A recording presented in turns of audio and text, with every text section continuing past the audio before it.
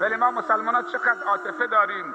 یادم میاد وقتی که زیردریایی مسکو با 110 نفر 15 نفر زیر آب گیر کرده بود، تلویزیون اخبار میگفت مادر مسلمان اشک میره، گناه دارن، خفه میشن، زنده زنده زیر آب. چه عاطفه کاذبی. خواهر مسلمان گریه میکنه، 110 نفر زنده زنده زیر آب خفه بشن. وقتی شکم خواهر چچنی رو پاره کردن، این همه آواره کردن، عاطفه کجا بود؟ میدونی مسلمان ها ترحمشون به چه اندازه است؟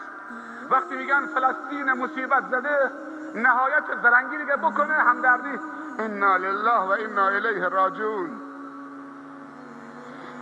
بس همین، انا لله و انا الیه راجعون. خیلی زرنگی دیگه بکنه، مردانگی بکنه، شهامت داشته باشه، این همدردیشه. انا لله و انا الیه راجعون. خداوند 4 قطره رو دوست داره. 1 قطره عرقی که از بدن مسلمان در راه خدا میچکه. 2 قطره اشکی که از مسلمان از ترس خدا میچکه. رجل ذکر الله خالیا ففاضت عیناه 7 یظلهم الله فی ظله یوم لا ظل الا ظله. 3 قطره خون قربانی در روز عید قربان که وقتی قربانی میشه قبل از اینکه به زمین بچکه نزد خدا میچکه. 4 من این یکی رو میخوام. جوانا چند تا سفارش به من دادن، چند تا نامه به من دادن که چند کلمه درباره این برادرها و خواهرها بگو.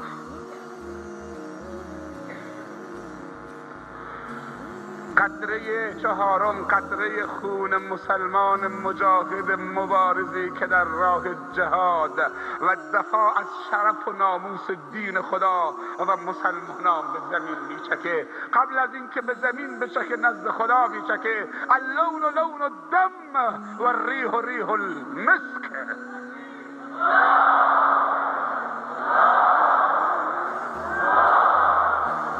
رنگ رنگ خونه اما بو بوی مشکه.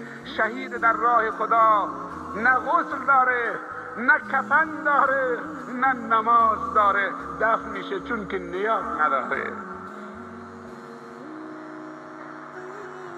برادرها و خواهرها زنده باشیم.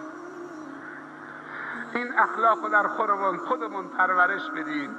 شیخ شهید شیخ محمد ضیایی رحمت الله علیه همیشه این جمله رو میگفت 80% از مسلمان ها به خیرن.